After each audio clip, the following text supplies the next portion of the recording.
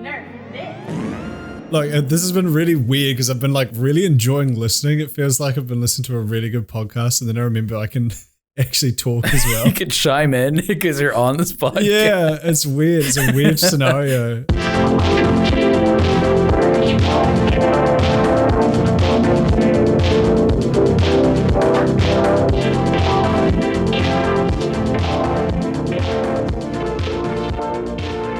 Hey guys, how you doing? I'm Johnny, Eclectic Method. I'm kind of like a video remix artist, musician, and animator. Beautiful. So I learned something new today. I learned of a new concept, which is something that, of course, exists, but I never really put the two together, which is crypto Drinking olive gaming, oil. which apparently is a thing that exists. Apparently, crypto can be a precursor to just about everything nowadays. Yeah, crypto kitties, crypto punks. Wait, care to elaborate on crypto gaming? And kitties and punks, too. I'm curious about this. Who are you talking to? Yeah. But I guess both of you. Oh, go ahead, Johnny.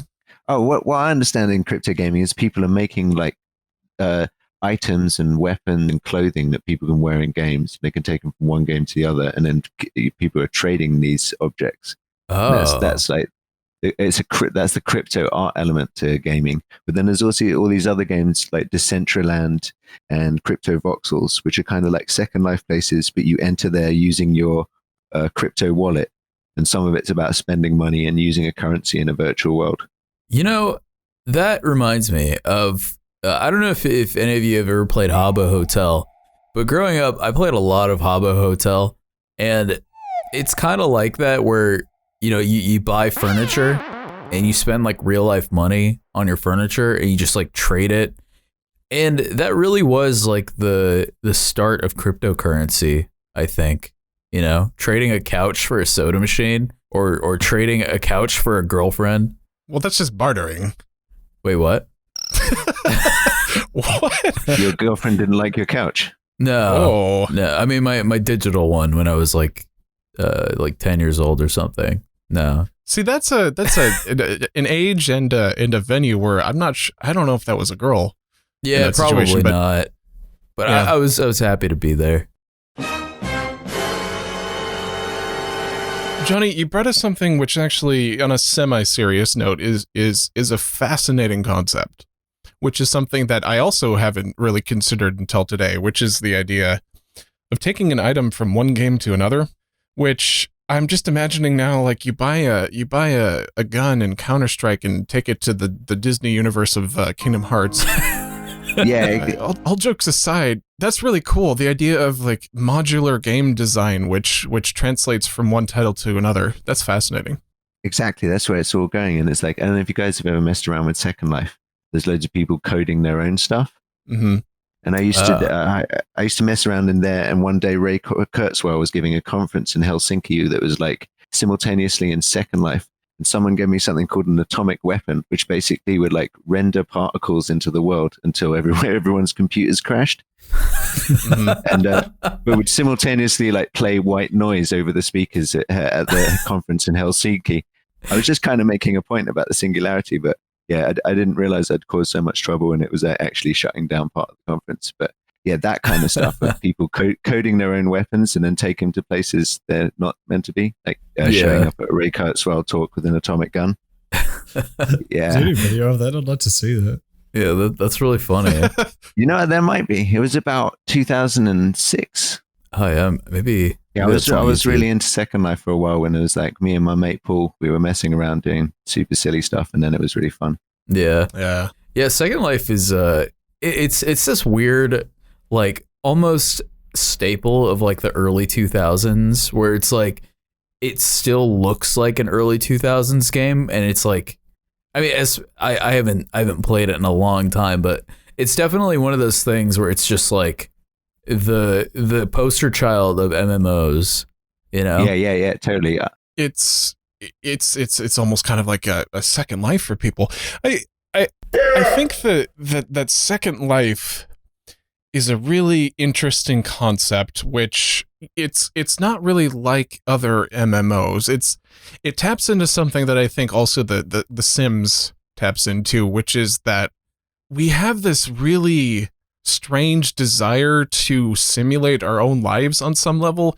It's one of those things that if you erased from existence right now, like the concept of a life simulator didn't exist, and you pitched it, I think people would look at you funny. Like if you pitched the idea of, oh, you're going to go online and instead of living your life, you're going to pretend that you are.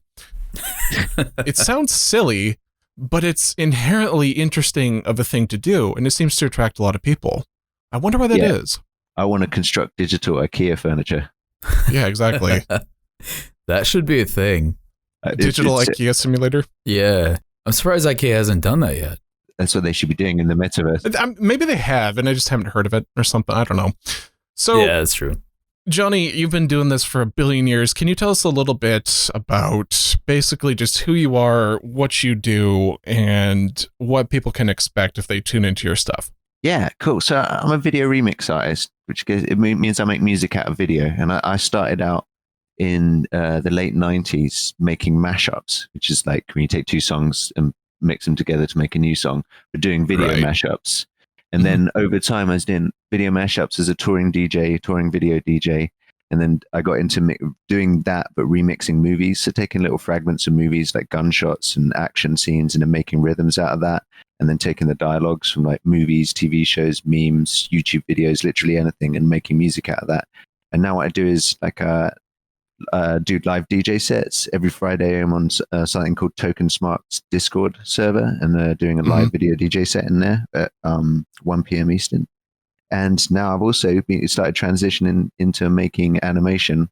My wife is too, and we both doing like 3D cinema, 4D stuff. And basically, that's just because a lot of the stuff I'm doing, copyright is such a huge issue.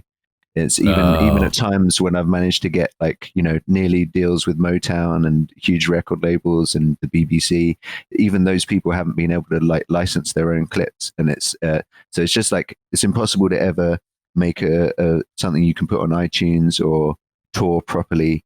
And yeah, so now I'm making Cinema 4D. I'm basically just doing the same stuff where I make music out of movie clips, but I just make my own movie clips.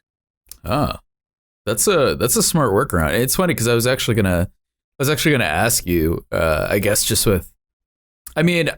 this wasn't like my question exactly that I was gonna ask you, but I guess I can kind of rephrase it to fit that a little bit better. I mean, with things like that, because obviously in the digital space, right? These kinds of things, like they change. A lot of people will start doing something and then they'll like change the laws for some reason when it comes to digital media. So is it like kind of what's the word? I guess is it kind of like, does it feel cool to kind of change the method of Eclectic Method to make it more eclectic, if that makes sense? Yeah. No. I love it. This is amazing. I love video remixing and DJing and stuff. I may be starting to enjoy DJing less, and obviously there's not so many gigs around, but I enjoy house parties and doing weird stuff more than than your banging house club set. I do like house music, but just doing the same dance music everyone else is doing is a bit boring. Right. So I'm the Cinema 4D stuff is amazing. I guess I took ages to get into it out of laziness, and now I'm into it. I totally love it. And then at the same time, just at the end of last year, after learning for like 6 months, I started getting into crypto art, and that's just been amazing.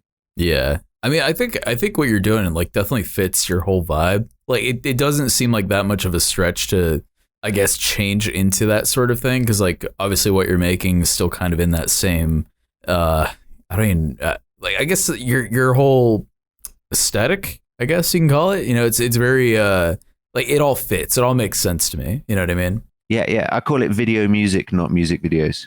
There you go.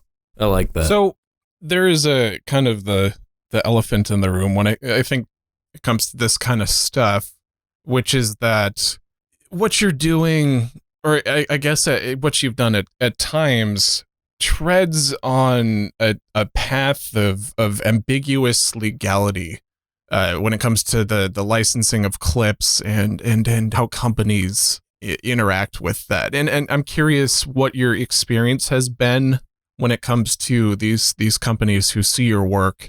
How have they treated it? How have they react to you using little micro clips from their works. And have you run into any problems with that, or have they been mostly pretty cool? No, all the problems are like automated systems. Like humans, it's awesome. I get on with humans. It's their like algorithm that hates me. So it's basically like, for example, I remixed the Mighty Boosh, and I did an event with the Mighty Boosh guys, and I played it to them, and they were like, "This is awesome." I was like, "Can I put it on YouTube?" They're like, "Yeah, sure." I put it on YouTube, and the BBC automatic copyright thing takes it down. So it's like it's not really a moral thing where the two guys who have written every episode of the show and created the show like love it. You know what I mean? Mm-hmm. So it's not like I'm robbing. And also, the other thing is I don't put adverts on my YouTube stuff. All the adverts you see in my YouTube videos have been put there by the film companies. So I did a Wolf of Wall Street remix that has like millions of views, and that's earned Universal at least $30,000, maybe more. So it's like, good for them. yeah. So I don't think they're upset. They're not. So yeah, so I could like list names endlessly, but loads of people I've remixed have just been positive. Like, you know, Anthony Bourdain, Mike Judge, Juliette Lewis, Bootsy Collins, so many people, LL Cool J, so many people I've done put in remixes or used, and they've just like retweeted it and been supportive. And sometimes they hire me. Like Monty Python hired me because they saw I did a remix of them. I did a remix of Fatboy Slim, and then he added it to his DVD as a bonus track, and he paid me for it, even though I'd done it for free. Yeah, so there's like that's happened a few times too. That's wicked. That's really cool. I think that's interesting that it kind of shows that there's room for this kind of stuff when it comes to people. It's the systems that's the problem, I guess, in a way, is what you're saying. Yeah. I mean, I don't want to like name names and embarrass anyone, but I was talking to a very cool person in a computer game, a very popular computer game.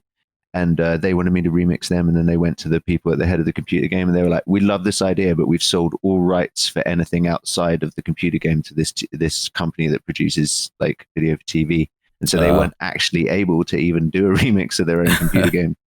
That's kind of non-stop and all this stuff. The only way I ever get around it is when you work with people who control everything they do. So like right now, my wife and I were working with Bootsy on a piece of crypto art and some songs, and Bootsy Collins has like long left his record deals, and he controls his own label, his own publishing, and so he can do whatever he wants. You know what I mean? Yeah. But you get some of these big artists who are super cool and super progressive, but they can't do anything because their hands are tied by contracts. It's like when you see all these DJs playing during lockdown and they're getting their own tunes taken down, you know? Yeah. I was actually going to say that is commonplace these days for the artists themselves to get copyright strikes. Yeah, that's why all these DJs going on Facebook and playing their DJ sets, and then they get spotted because they've sold the rights to the tune to someone else. Yeah.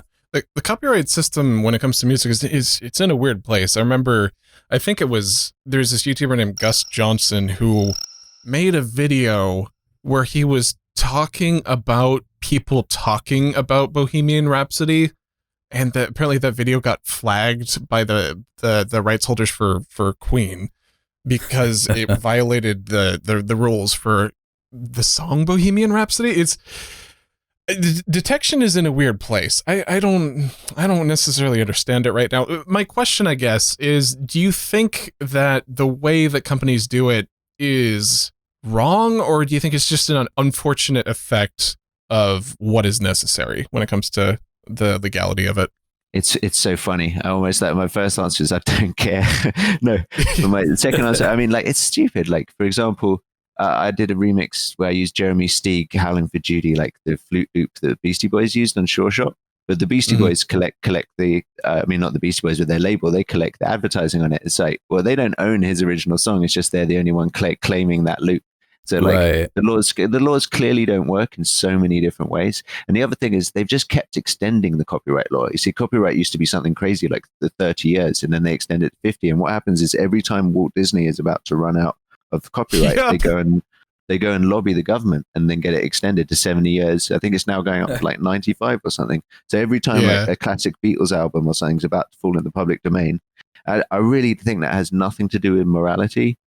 It's or like, moving culture forward or protecting people. It's purely about protecting huge conglomerates. Yeah. It's really funny. When I was in college, I took some business law classes, and one of the adages was, if you're trying to figure out where copyright law would land on something, you just try to imagine to yourself, what would benefit Disney? And that was probably the correct answer for that situation. Yeah. Yeah. I do have a question before we move on from this point. Oh, good.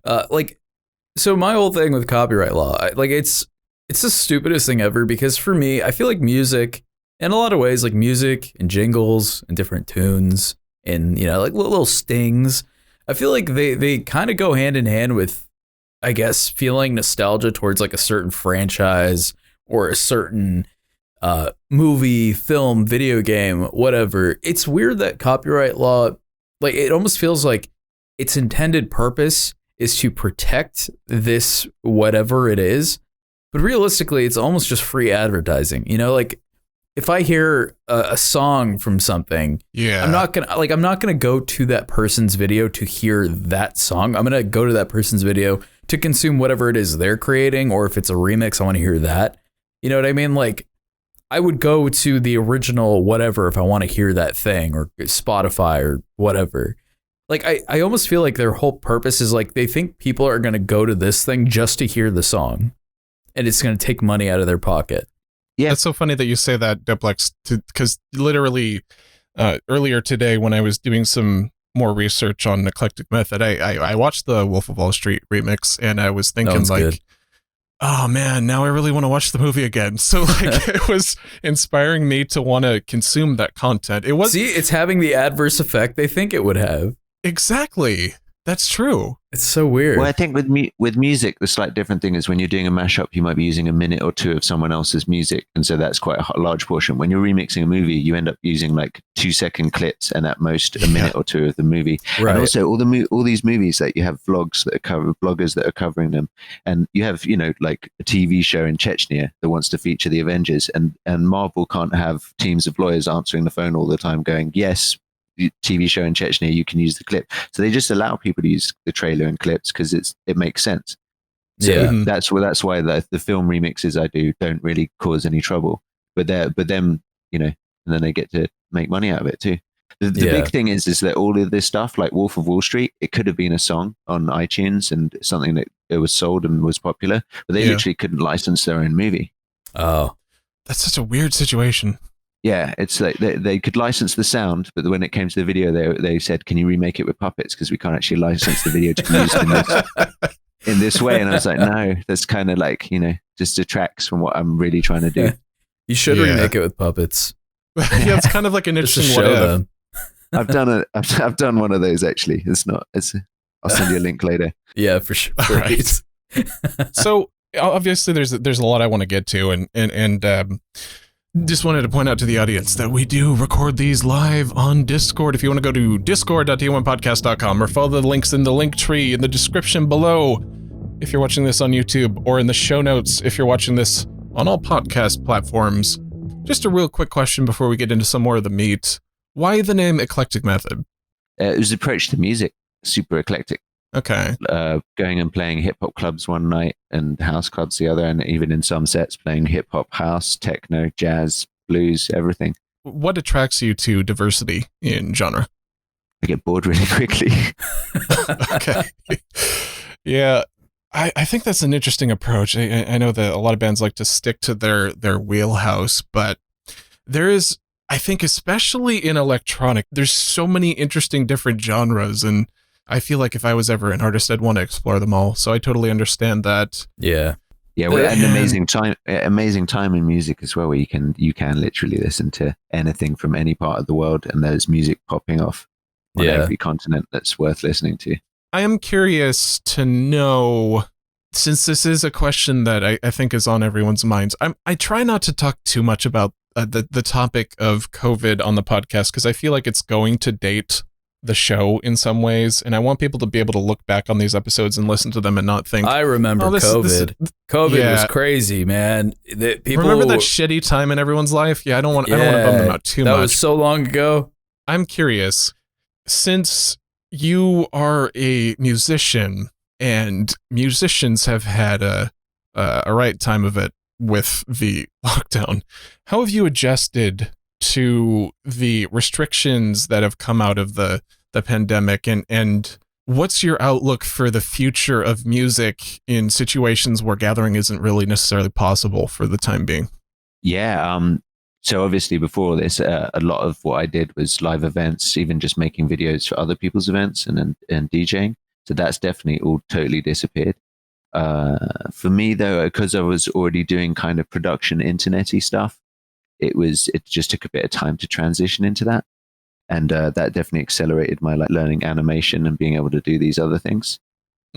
So for me personally, I'm getting into VR. I want to do music videos that you live inside of. So all the objects are animating around you and creating the sounds. You can also like touch the objects and that would change the sound, that kind of stuff.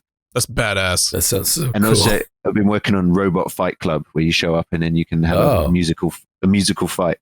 Oh, a musical fight. That's cool. Yeah, it's like all syncopated to the beat, and it's like a Street Fighter game where you hit the keys and fight, but everything's syncopated to the beat, so everything about the fight will be musical, and that's the kind of nightclub. It's a night fight club. Yeah. Oh, dude, that sounds so cool. There's so many things right now. I feel like there was a point in time about 5-10 years ago, I would say, where I kind of had the viewpoint that technology had hit a point of diminishing returns. But right now, with AI and with machine learning and stuff, and the new technologies that are popping off with crypto and everything, I think we're so close to something really cool right now. Like you're talking about these things that are just, I wouldn't even have imagined them half a decade ago. But I think technology is in that dick tease moment right now, where we're literally people are making sex machines that operate. That's true. With a little robot arm. Have you seen the videos? It's super funny. It's just like a guy lying there fully clothed.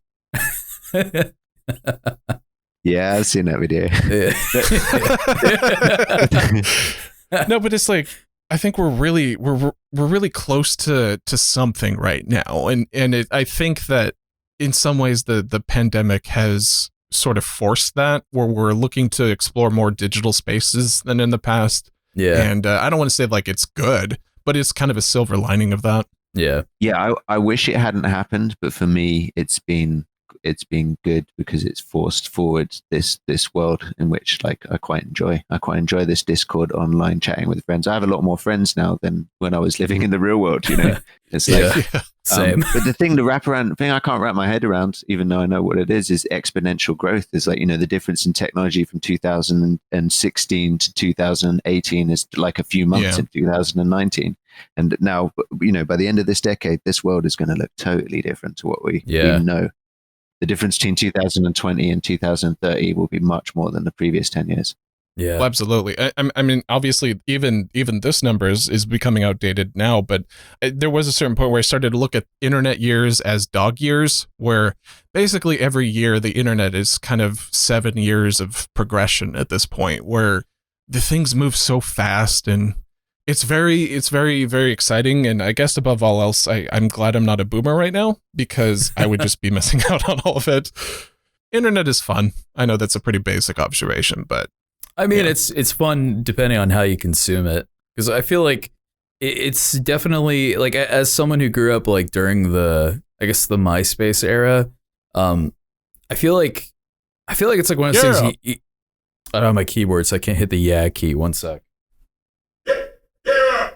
There we go. All right. I feel like it's one of those things where like you can, like, being born in that, I wasn't born in 2005 or whatever, but being I guess a young teenager in that era, and then kind of like experiencing the full spectrum of the internet to where it is now.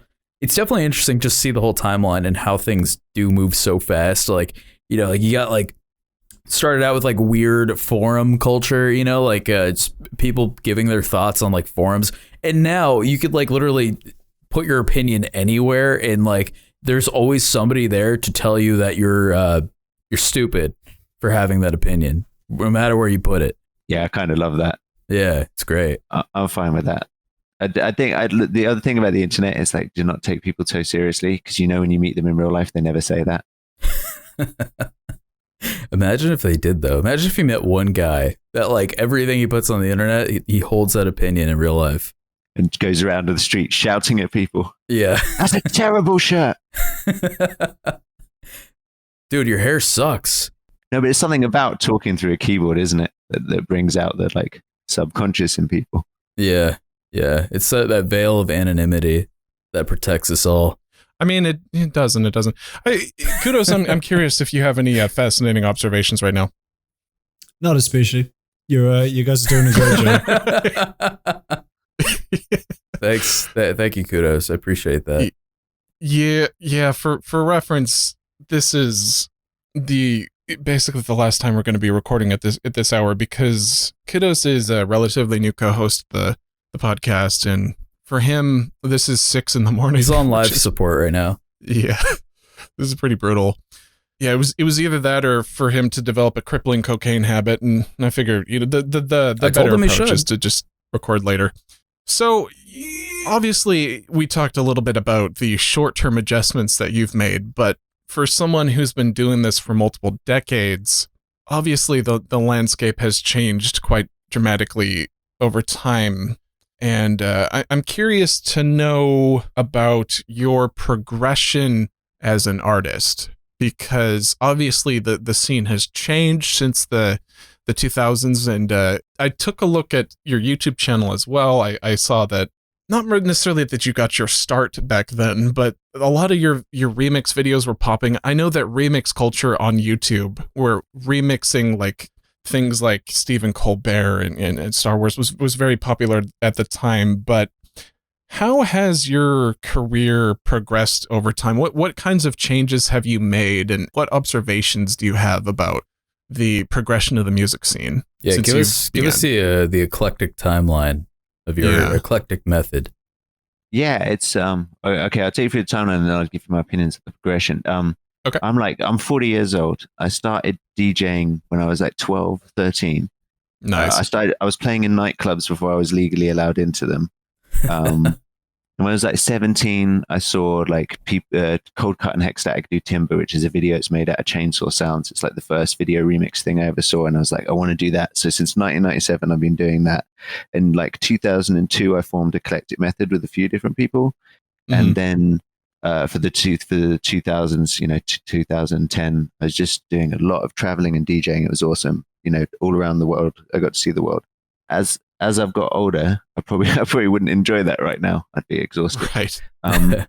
So I'm glad I did it then, and I definitely would love to travel. I still do, but not as much. This is like on an airplane once or twice every week, right? Or sometimes more than that. And so for me, I'm actually enjoying now again, maybe more than I've ever enjoyed any point in my life, and that's because after like years of doing this, I've got a lot of good things in place, and then I've suddenly started making original content, and now it's very easy to get stuff off the ground because of making original content. So it's kind of like right now, the last few months, and since learning all this stuff, I just absolutely loving it. The way watching how music has progressed over this time, I feel like in a weird way, a lot of some dance music hasn't changed that much. A lot of the innovations popping off in other scenes that aren't necessarily like DJ culture. Maybe right. DJ cultures, it's weird. DJ culture was like in the 90s, the most punk, reactionary, revolutionary act. And now it's a bit like not. So it's the norm now. It's the base level. And it's very easy to upset DJs and to do stuff that they're like, oh, we shouldn't do that. But whereas it comes from a place of using like synthesizers in the wrong way and using equipment in the wrong way and just being punk. And I think it's lost a lot of that, and that's elsewhere now. Do you think David Guetta is to blame? Yeah, and then the other thing is like computers. Like I've just built another PC literally this weekend. It's just the graphics cards, the computers. I know it sounds geeky and boring, but like that shit makes me so happy. Yeah. Oh, absolutely. I'm like, oh my God, like the hard drive in it is 10 times faster than the SSD in my last machine, and 2 graphics cards just like rendering like lightning. And I'm like, oh, I love the future. Yeah, I don't want to go back to the 2000s. No, that's absolutely. Yeah, I mean, like I wouldn't say that I wouldn't say that building a PC is better than sex, but it's up there, man. Like just getting all the parts together and everything, and having a more powerful machine every few years is just it's one of my favorite things to do as well. And it's better than sex, is what you're saying. This is my first build alone. Actually, my friend helped me over Skype. Yeah. My friend helped me over Skype, and it's like I was actually thinking I'm not going to be able to do this, but it's really simple these days. It is. Yeah, a lot of I feel like a lot of these PCs are built specifically so you can build them. You could tear them down and redo them.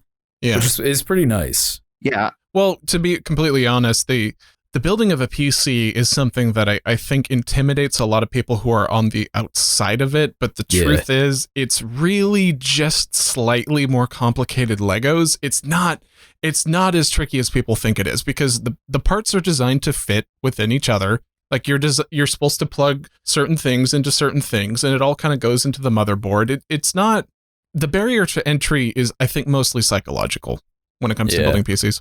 Yeah, and for me, if it was the kind of PC I wanted, it would have cost so much more if I'd got a company to build it.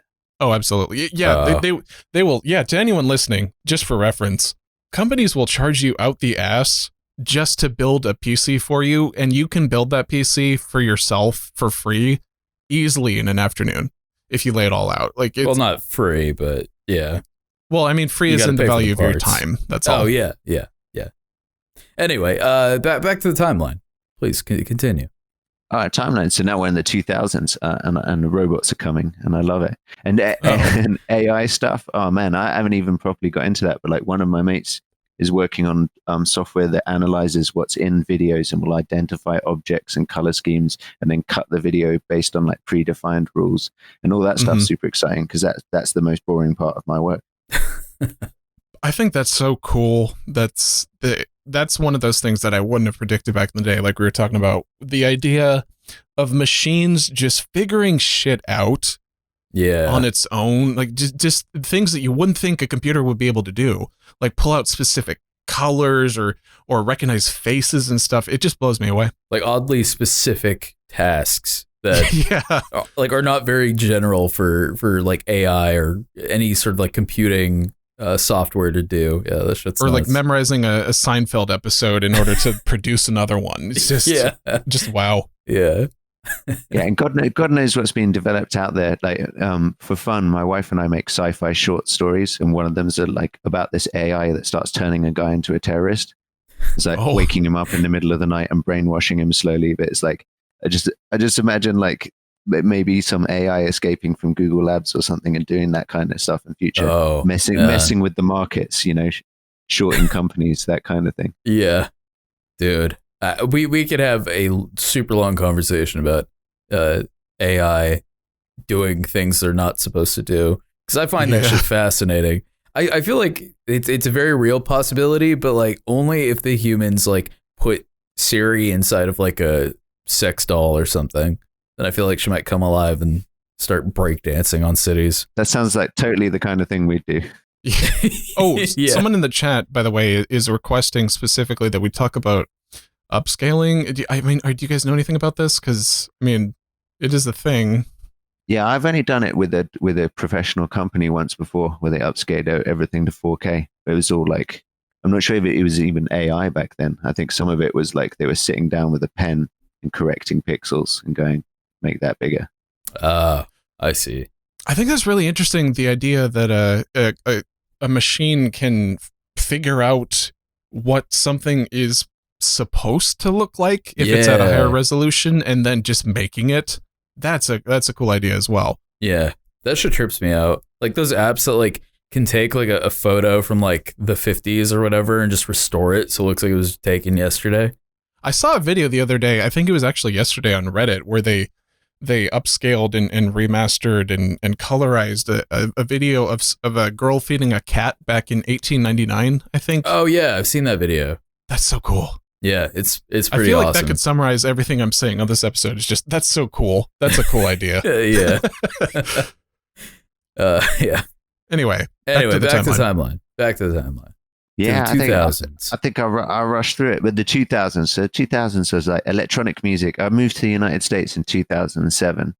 And I was like, I slept on a sofa in an office. These people very kindly let me work out of this office. I slept on a sofa till I found a place.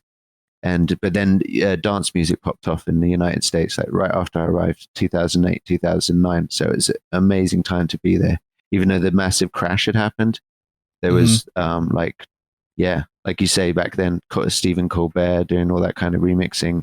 Everything was popping off, doing music festivals like Ultra, playing at the Playboy Mansion, a lot of America stuff. Actually, I used to travel a lot around the world when I lived in London, but as soon as I moved to the States, I found for some reason I was only in America. I would go to Mexico occasionally or Canada occasionally, but basically I was always in the States. Yeah. Like from London, for some reason, it just seemed easier to go around the world. Well, okay, so you're mostly doing your thing in. Did you say you did in Mexico too? I just play in Mexico like 4 or 5 times. How was that? Oh, awesome! I'm always curious about like those kinds of shows in Mexico, because obviously Mexico is like a completely different world, and a lot of it's like very different as far as like culture goes. I feel like they're always like behind, but very much the same, if that makes sense. Yeah, I'd say it's close to Spain in culture, like the way they dance and celebrate life. And like when I was a DJ living in Europe, I would come and play in Barcelona like every few months, every few weeks sometimes. Yeah. And Madrid, but I just loved Spain because it was like everyone was laid back, everyone left everyone alone, everyone loved partying, you could just hang out on the beach, the weather was great. And I actually wanted to move here first, but there was no work here. It wasn't possible to kind of live in Barcelona and make a living at this, so I went to the States instead. But then now, because of the internet, you can be anywhere. So I came here like 7 years ago. Oh man, yeah, Mexico is so much like Spain that they actually speak Spanish. It's weird. So, okay, Eclectic Method. Like, what's your modus operandi today? Like, if you woke up today and you're like, I'm gonna make a thing, what would that look like in particular? What really turns your gears at this point? Like making super musical video stuff and making everything from scratch, like making all the music, all the visuals, everything. So like we're just finishing up the Bootsy Collins, which we've made like a 3D model of Bootsy Collins playing bass, and he made an amazing riff, and then I turned it into drum and bass tune. And so that's one thing. I'm doing a few other tunes with him that won't have videos. And done a kung fu fight that's rhythmical, so every kick and punch forms bits of the music. And my wife right now is building a snowboard, skateboard, surfboard video where the boards will change from one into the other, but they'll be in perfectly the same place, and it will be musical. So like a surfboard becomes, a skateboard on concrete, and then it becomes a snowboard on snow, and that kind of thing, and circles round and round. So that's like loads of like, we literally have like 20 ideas that we just got to get on and make now. That's just like, just want to build the next musical video thing. I'd imagine that's great to just have like a list of creative things to do. Because like, I feel like a lot of people, like a lot of creative people, myself included, like I feel like if you don't have like those sort of things planned ahead, you just kind of don't know what to do. Mm-hmm. Yeah, that's one of the advantages of having a podcast is it gives you something to do every single week. You have to get creative every week. That's been helpful for me, I think. Yeah. In the past when I felt lost, I've just done tutorials. Not necessarily stuff I need to do, but just do a tutorial because it's like, okay, I'm not really coming up with anything right now. I'm going to learn something. Yeah. You keep mentioning, by the way, that you have a wife who's involved in your creative process. I think that's something that not everyone obviously can benefit from, but that must be, what's the first word that's coming to mind is useful, I guess, that you guys both share kind of a creative vision. Yeah, it's awesome. It's really awesome. And also like we homeschool, and our son has an office, has a desk in our office, which he's like drawing and making walkthrough videos of Nintendo games and that kind of stuff. And so your son's creative too. Yeah, we homeschool, so he's like also like seeing us work and make money from computers, and also like watched us learn new careers from YouTube tutorials. And I feel like that's the future. I mean, obviously he wants to be a doctor or something, he has to go to university, but most other professions, like the way to learn is to always learn and to learn from the internet. Yeah. That is a surprisingly healthy attitude towards homeschooling. And in the United States, the the reason why most people homeschool is a little different over here. It's mostly because they don't like science, and they just want to stuff their kids with religion. Oh no. Like we vaccinate, we wear masks, we good. We support like LGBT community. We're like, we're not crazy people. Yeah. No, it's just interesting because when here in America is almost a dirty word if you're any sort of progressive. But that's cool. Like you're kind of exposing them to an alternate view of like, oh, you can get your start by going on the internet. I think that's true. I think that as time goes by, the model for school is inevitably going to change at some point. The idea that you're supposed to go to a classroom, specifically a very traditional system where you go and learn from a teacher that's paid by the county. I don't know what the situation is for that, but that you go and sit down for 9 hours a day and then for 18 years you do that, and then you go poop out a career at that point, and that is eventually going to change, I think. Well, it's difficult. It's difficult too. We're in a really fortunate position, and it's like we can afford to give time, and we can afford to like take time out of our day to be with him. And I think the thing with school is just it's not possible for teachers to give the dedication to like 25 kids in a room. And the thing is like to really excel, or not excel, to really just get what you need out of an education. You need someone to sit there and like look you in the eyes and engage with what you're thinking and talking about. Mm-hmm. Right. And being in a room reading off it. Like I learned French for 5 years and I can't speak French. You know what I mean? And I went to a really good school. It's like, so am I an idiot, or was it bad teaching? I think it's just a matter of it's harder to I guess retain information when you're learning in like a group setting, because like I had a really hard time in school. Like I went to like legitimately 10 different high schools because I just didn't care about school, because like it's like one of those things where it is very hard to feel like you're learning something. And like, I almost feel like it's almost better to just have like either like homeschool or like some kind of self-sustaining way to learn where you can kind of do it in like a more comfortable setting. Just like you're doing with your son. I think I personally think that's awesome. I think that's the premier way of learning, in my opinion. Granted, I don't have kids, so I'm not in a place to speak on it, but I think that's a lot better personally. You mentioned something a second ago about the idea of having taken 5 years of French and not really retaining it. And it's speaking on the quality of the education.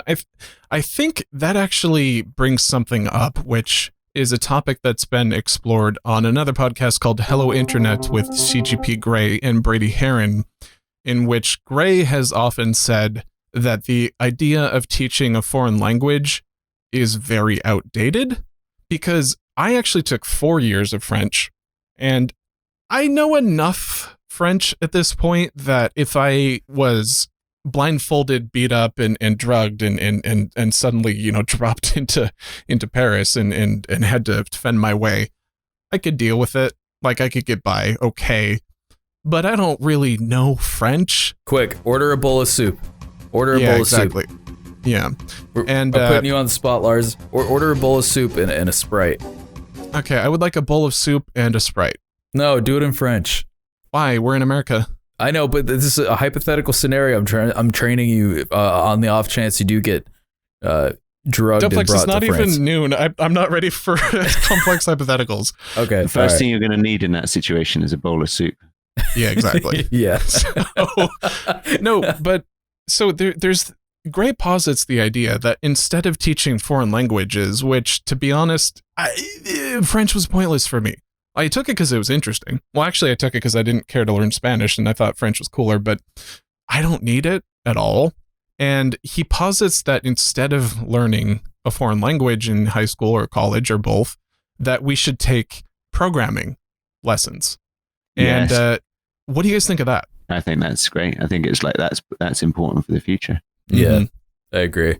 There's a lot of stuff that are, it's just so outdated as far as like education goes. So, like, I get like, learning about certain things just so that way because I don't know if it's like they think like if we teach the same curriculum or whatever to the same kids year after year, everybody's going to be on like equal ground or whatever, but they don't really account for things progressing.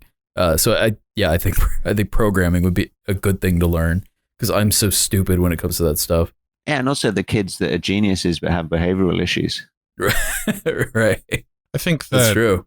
understanding the devices that we spend, I guess, somewhere between like 8 and 16 hours a day on is probably more useful than being able to speak a language for a country that you'll probably never even visit. Yeah. It seems to make sense. Or be able to recite who was at a dinner party during the French Revolution. Yeah. Yeah, I learned Latin at school, and I've never met a Roman. Yeah. I mean, even if you had, it's like they don't speak it. So Right, it's right. like, I don't know. I feel like we could really get into a whole discussion on this, but I think there's a lot of different classes in school that I found practically useless. I think, like, for example, maybe a year of history is probably enough. Yeah. I don't necessarily think you need, like, I took AP Euro in high school, and it's like, okay, like, I don't live in Europe, but I could have taken a weekend kind of semester on it, maybe. And history is so funny, right? Because I'm half Croatian, so I grew up like jumping between a communist country and England. And everywhere Right. you go, everyone thinks they won World War II, right? So if you go to the United States, it's like, you guys won World War II, right? With the might of your army. It's like, you go to a communist country, they're like, we won World War II. You know what I mean? If it wasn't for Russia, you lot would have failed. So it's like, you know, it's funny. So you learn this history, but it's like everyone learns their history. Right. And I feel like a lot of stuff gets left out too. That It does. I feel like is pertinent. So yeah, I agree. I think like a solid year, maybe, just to learn the basics, like certain dates, just in case anybody ever asks you, or if you ever go on like Family Feud or some shit, it's like good to know. But yeah. In Britain, I think they should do a class on like, why is everyone angry with us? Yeah, you were saying a second ago, Duplex, it's fascinating. I want to give a fact that I learned fairly recently as an example of it, which is that I didn't know that World War II was basically like two different wars. Like there was the Axis versus the Allies, and then there was the Pacific War, and it was like two different theaters entirely, and we just kind of call them World War II. Like our understanding of history is very, in some ways, sanitized and simplified for class. And another observation I've made on the podcast before kind of ties into that, where each year, especially in grade school, they would teach me something about history. And then the year after that, they'd be like, well, that wasn't really true. We just kind of simplified it because you were 7 and you couldn't handle the harsh realities of it. And then the year after that, it's like, well, actually, it was a lot worse. And it kept going from there. Like I remember, like the idea of the Pilgrims settling in America was very bloodless and very very cute and nice when I was in like kindergarten and stuff. And then I learned about the atrocities of it later. Right. Just like stuff like that. It's just history is a weird subject. It's never taught very well. Yeah. Yeah, Columbus was a douche. Yeah. But you know, the other one they always get wrong is physics. Like a lot of the stuff I was taught as physics in school is all wrong now. And they like, you know, like particles. They were like, this is a little ball floating around another ball, and now it's a wave of possibility. It's not actually there. And then it's like, it's a wave of potential. None of us might be here. Like when we look at reality on the like building block level, it disappears and reappears based on how we're looking at it. And no one really knows what's going on. They didn't tell me that in school. Right. They told me something different.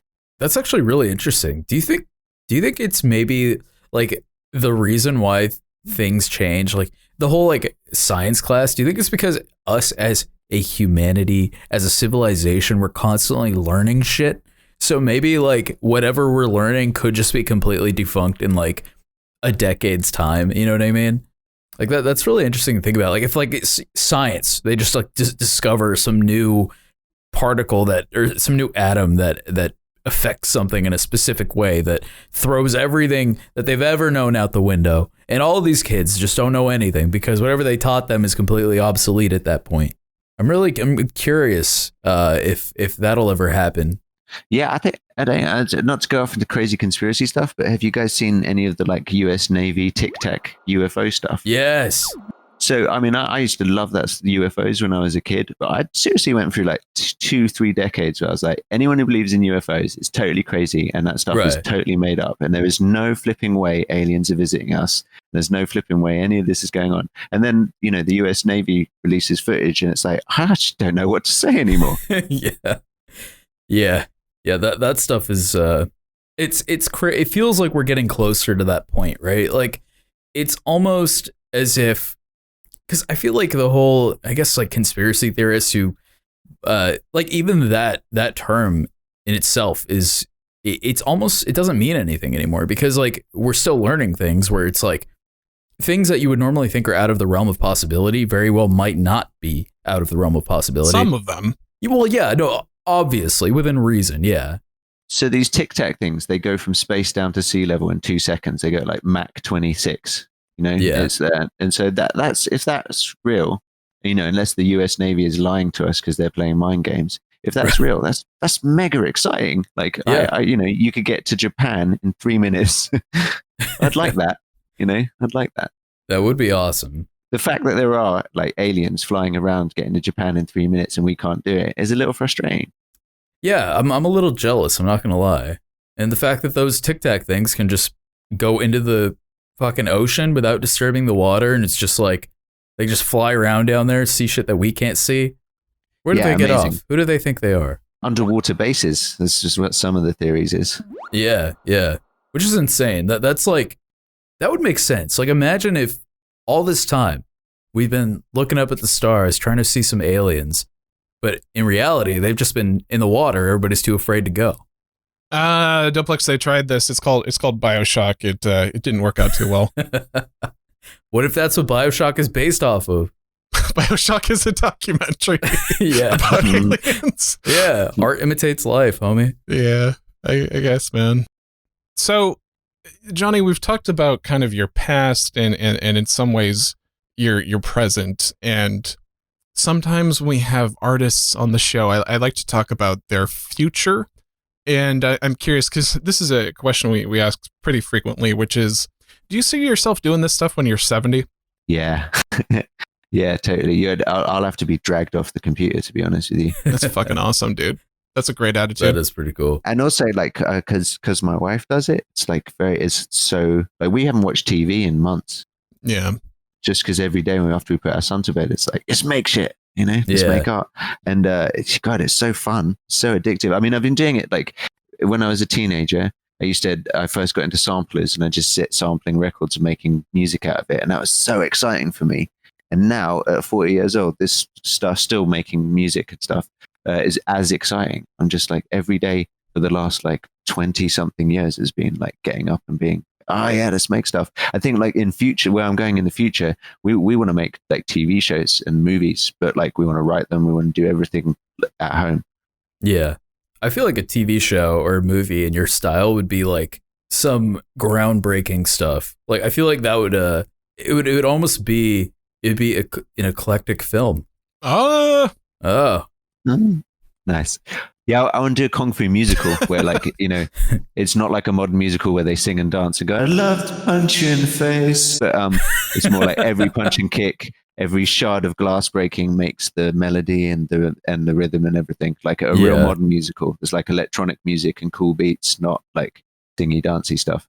Right. I love the idea of that because there's a VR game called Pistol Whip, and it's basically like John Wick meets Beat Saber. It's like you're basically doing like it's an on rails combat sequence where you're shooting along with like heavy house music, and it's like you match your bullets with the beat, and it just like it's an experience because like what you're experiencing goes with the music. So it's like a very I don't even know the word for it, but like I love shit like that where like it's just like all one beautiful package, That sounds fantastic. Oh, it's so good. So please make that. One of the things that I think is worth talking about, by the way, and this might be especially of interest to some of the people who are listening in right now on the Discord who are involved in this, is the concept of plunderphonics as a genre. And for people who are unfamiliar with that, plunderphonics is I guess you could call it a type of music, but also kind of an approach where people take things from other media and remix them to make other stuff. And that's something that you've done in your career as well. So I'm curious if you have an ear to the pulse of the genre itself. Yeah, definitely. I mean, maybe it was a lot more last year, and now I'm transitioning into watching a lot more motion graphics artists and people doing like motion graphics musical stuff. Yeah.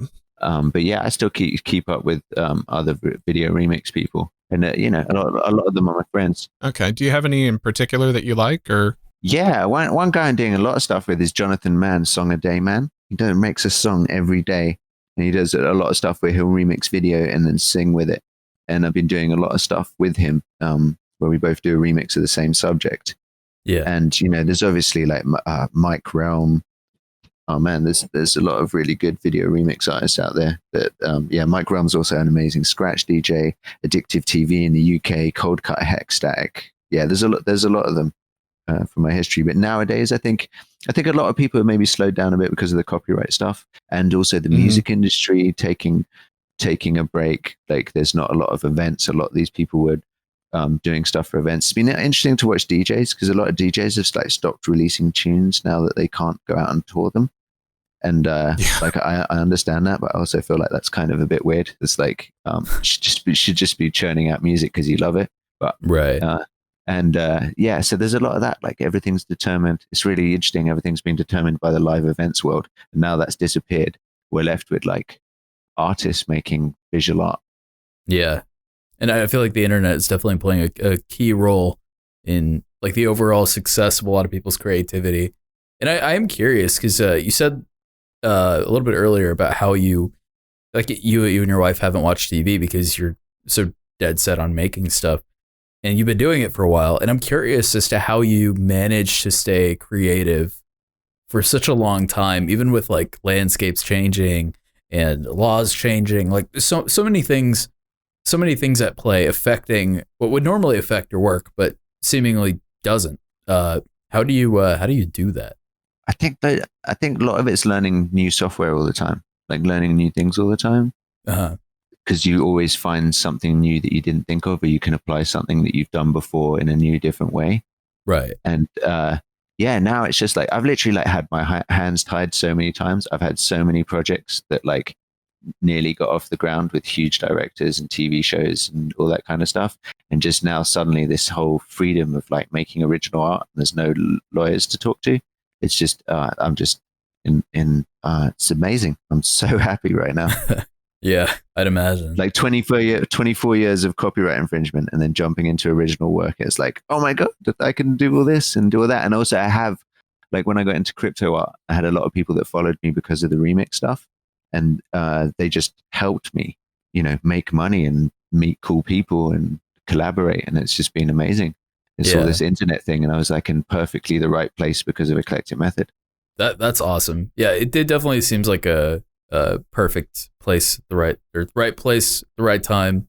I think I've always been a DJ and hanging out in DJ land, but I've not really like gelled with DJs. I've always more been gelling with like coders and people who work when I was in America, a lot of my friends are like Silicon Valley types and programmers and people that make software and people that behind the scenes at music festivals building the stage rigs. So like those are the people that my genuine friends. Yeah, I get you. I So- do have a. Oh, do you want to go? ahead, Because I Lars. was gonna go No, ahead. no. I was gonna toss it to the live questions, but go ahead. No. Go. Well, I was just gonna ask what the story was behind Eclectic Method sucks. I fucking hate Eclectic Method. So you know how DJs always do a thing where they're like, "This is the greatest DJ in the world," and Yeah. that kind of gets on my nerves a bit because it's like, well, we're listening to you play, we'll judge that, And Right. also, whenever you ask famous people to do you a drop, they always do it because they're nice. But I found that when you go up to famous people and you go, "Okay, I want you to talk about how much you hate me and how much I suck," and their faces always light up. they're like, oh yeah, and they just go on. Some of them go on for like a minute or two, just like. I just endured like an hour of Eclectic Method, and they're the fucking drunken cunt with a capital cunt. It's amazing. Yeah, Donald Glover went on for like a minute and a half of like having a stab fight with me and that kind of stuff. So it's great. That's why I do it. And I just love the concept of like one day I'll have a video with lots of famous people talking about how much I suck. Yeah, that's pretty cool. I'm not gonna lie. It adds to the whole vibe. You're like this this hated entity now between celebrities. Yeah, and also it's also because it's not like I'm famous or anything. So it's people are like, wait, why are all these really well-known people so involved with this character that they hate him, and I've never heard of it? You know what I mean? It's like I love that aspect to it. Yeah, no, that's really cool. I even for a second I was like the Donald Glover one specifically. I legitimately thought it was real for a second. That's because he's such a good actor. Yeah, exactly. No, that's cool. Speaking of things that suck, Doplex, have you ever heard of the Create Unknown? No. What is that, Lars? The Create Unknown is, I think, maybe the worst podcast in the world. It's hosted by Kevin of Vsauce 2 and Matt Tabor. I was 12. Marshall, my boyfriend of Clough Street, had teamed up with a guy who lived on Orteau Street, just above the urinal where diners began to dip their piece of bread in piss. They put the whole loaves coming in and resumed the gentle evening. We had spotted them. We were naive. We did not realize they ate bread swollen with urine. Guys, go ahead and subscribe to them today. It's one of the worst things I've ever heard. Make sure to listen to every single episode that they do, just so you can know just how bad they are. It's terrible. They have a lot of really shitty people on their podcast, like Doplex and Kudos as well.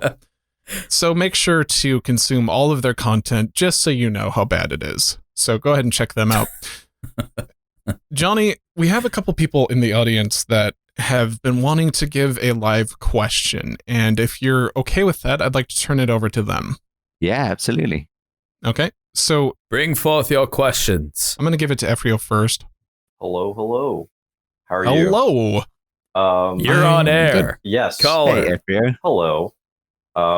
Big fan. I've been a big fan for a really, really long time. I have a couple of questions about just your project flow in general. So one of the things that I come in contact with, like one of these problems, is that whenever I get to an end of the project, like I've poured so much of my creative juices into that particular project that I end up hitting a bit of a lull that lasts for a couple of weeks before I work up enough inspiration to get to the next one.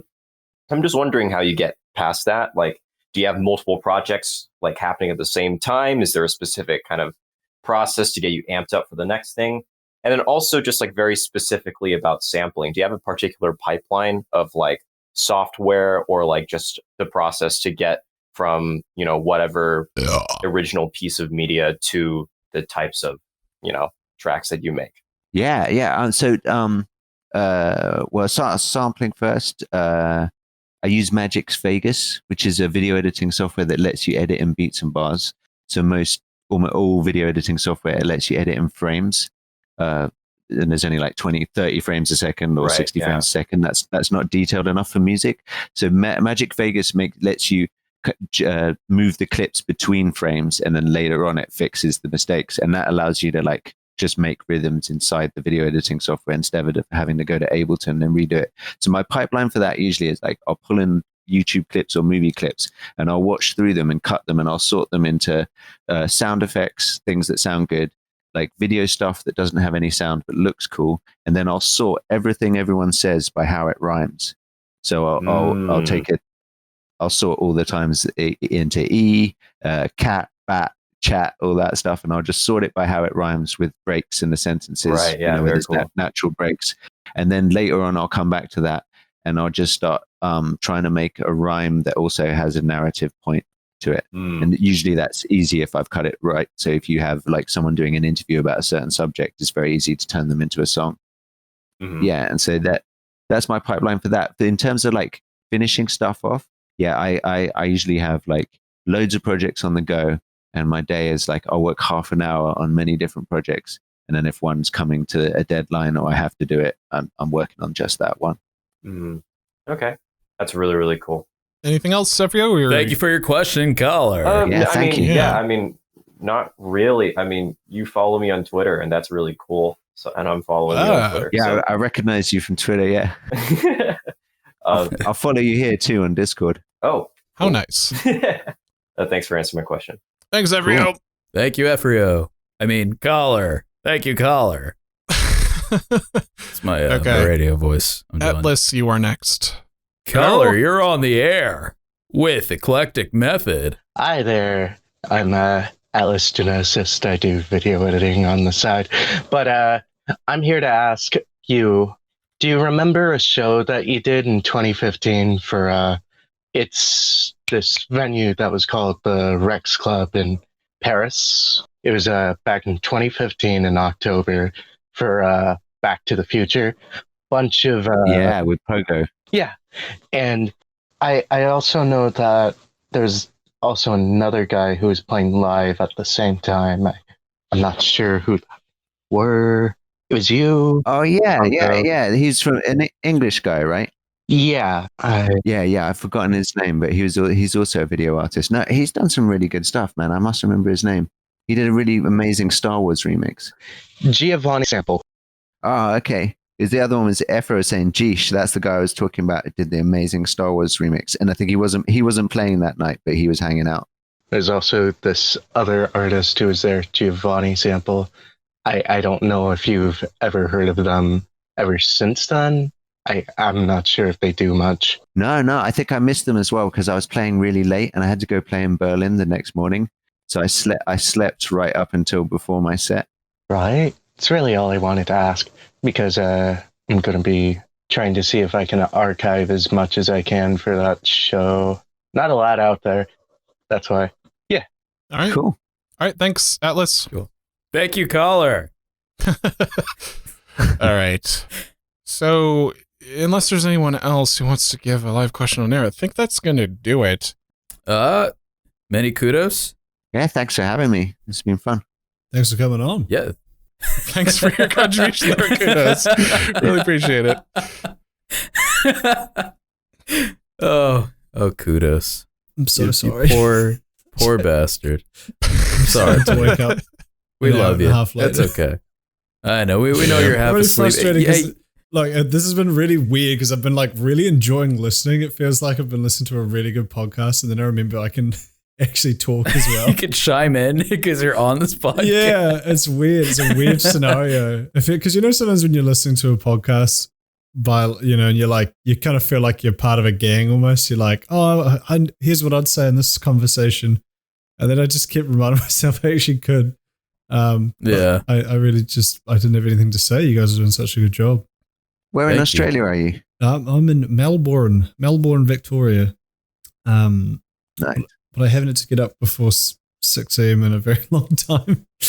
But I'm glad I was here to listen live anyway. You're a fascinating man and a creative individual, which is infinitely inspiring. So thank you for coming on the show. Oh, thank you. Thank you for getting up so early, man. It's fine. Thanks for coming on, dude. Yeah, thanks, Johnny. Yeah, thank you for coming on, Johnny. This is a great episode. Your stuff is fantastic. Obviously, I don't need to tell you that. Thank you. Thank you. And we appreciate you doing this, man. This is a good time. This is fun. This is a nice little wholesome romp that we all just participate. Let's do this every week. Yeah. Doing a podcast together. I think that's a fantastic idea. We should.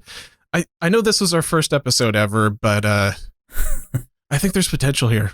I really do. Welcome to the Eclectic Podcast, brought to you by Blue Chew.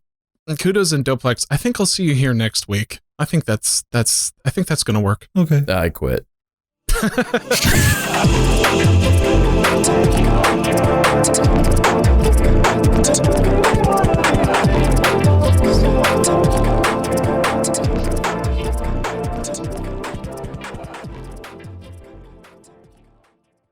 The first podcast is hot.